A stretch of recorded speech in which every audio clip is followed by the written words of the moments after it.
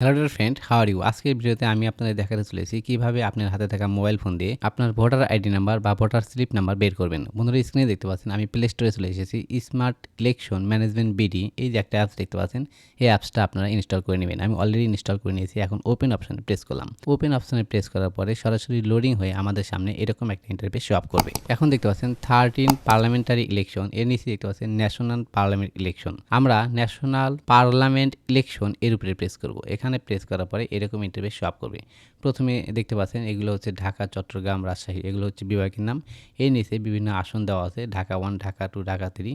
আপনি এখানে যদি প্রয়োজন হয় এগুলো এক একটা সার্চ করে দেখে নিতে পারেন। অর্থাৎ ইনফরমেশন যদি প্রেস করেন সেক্ষেত্রে ঢাকা 7-এ কী আছে, ঢাকা 8-এ কী আছে, আপনি এই অপশনগুলো কিন্তু দেখতে পারবেন।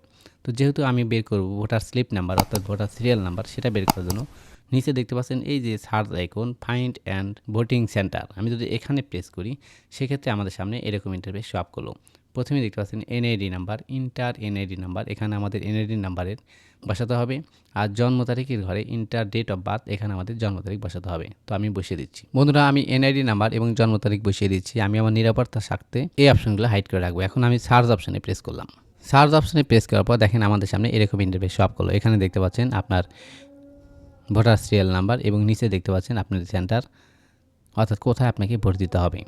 বন্ধুরা, ভিডিওটি কেমন লাগলো তা অবশ্যই কমেন্টস করে জানাবেন এবং এরকম ইনফরমেটিভ ভিডিও পেতে আমাদের চ্যানেলটি সাবস্ক্রাইব করে আমাদের সাথেই থাকবেন। ধন্যবাদ।